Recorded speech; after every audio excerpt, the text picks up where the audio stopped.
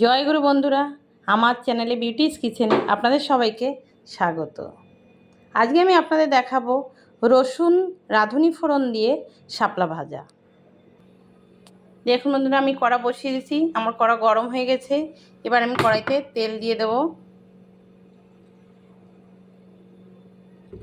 তেলটা একটু গরম হোক। এখানে দেখুন আমি কাঁচা লঙ্কা রেখেছি, কাঁচা লঙ্কা দেব এবং রসুন রেখেছি ছুলে এবং ছোট ছোট একটু কেটে রেখেছি। এদিকে শাপলা কেটে ধুয়ে আমি রেখে দিয়েছি।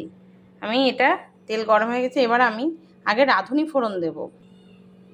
দেখুন বন্ধুরা, তেল গরম হয়ে গেছে, এবার আমি রাঁধুনি ফোড়ন দিয়ে দিচ্ছি। রাঁধুনি ফোড়ন দিলে শাপলাটার জল তো জল ছাড়ে, যার জন্য জিরে ফোড়ন দিতে নেই, রাঁধুনি ফোড়ন দিতে। রাঁধুনি ফোড়ন দিলে একটা সেন্ট হয় ভালো।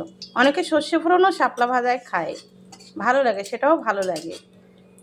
আমার রাঁধুনি হয়েছে, এবার আমি দিয়ে দেবো রসুন। রসুনগুলো একটু লাল লাল ভাজা করব, একটু লাল হলেই আমি দিয়ে দেবো শাপলা। দেখুন রসুনটা একটু লাল লাল ভাজা হয়ে যাচ্ছে, হয়ে গেছে। এবার আমি দিয়ে দেবো শাপলা। শাপলাটাকে আমি দিয়ে নাড়াচাড়া দেবো। রসুন তেলে একটু সুন্দর করে শাপলাটাকে মেশাবো।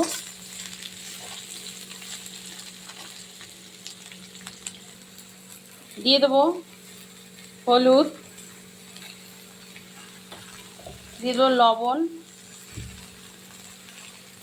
লবণটা একটু কমই দিতে হবে, কারণ যেহেতু শাপলাটা একদম কমে যাবে, বেশি লবণ দেওয়া যাবে না। মনে হচ্ছে অনেক শাপলা, কিন্তু শাপলা কমে যাবে। শাপলা ঢাকবো না, ঢাকলে শাপলাটা পুরো গলে যাবে, যার জন্য শাপলাটা এভাবেই নাড়াচাড়া হতে হতে জল বেরিয়ে যাবে, তারপর শুকিয়ে যাবে। ঢাকলে পুরো গলেই যাবে। কিছু সময় আমি একটু রেখে দেবো এভাবে। আমি দিয়ে দেবো কাঁচা লঙ্কা। দেখুন কত কমে এসছে, দেখেছে কতটা মনে হচ্ছিল, কত কমে গেছে, জল বেরিয়ে গেছে, তেলও ছেড়ে দিয়েছে। আমি লঙ্কাগুলোকে একটু ভেঙে ভেঙে দেবো, চিড়েও দেবো না এবং গোটাও দেবো না, একটু ভেঙে দেবো। দেখুন আমি তো আগেও বলেছি আমরা একটু লঙ্কা খাই বেশি, তাই একটু লঙ্কা বেশিটাই দিই। দেখুন এবার আমি নাড়াচাড়া দেবো। দেখুন শাপলা কিন্তু ঘাটবে না, শাপলা শাপলা মতন কিন্তু গোটাই থাকবে। দেখুন তো কি সুন্দর হয়েছে শাপলা।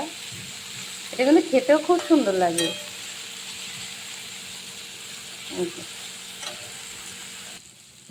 দেখুন বন্ধুরা, আমার শাপলা ভাজা হয়ে গেছে, দেখেছেন তো পুরো সুন্দর হয়ে গেছে। কতটা ছিল কতটা কমে, জল একদম টেনে গেছে। এবার আমি শাপলাটাকে নামিয়ে দেবো। দেখুন বন্ধুরা, আমার শাপলা ভাজা হয়ে গেছে, দেখেছেন সুন্দর হয়ে গেছে। কতটা ছিল কতটা কমে একদম একটু ফোঁটা হয়ে গেছে শাপলাটা। এভাবে আপনারাও রসুন ফোড়ন দিয়ে রাঁধুনি ফোড়ন দিয়ে শাপলা ভাজা খেয়ে দেখবেন।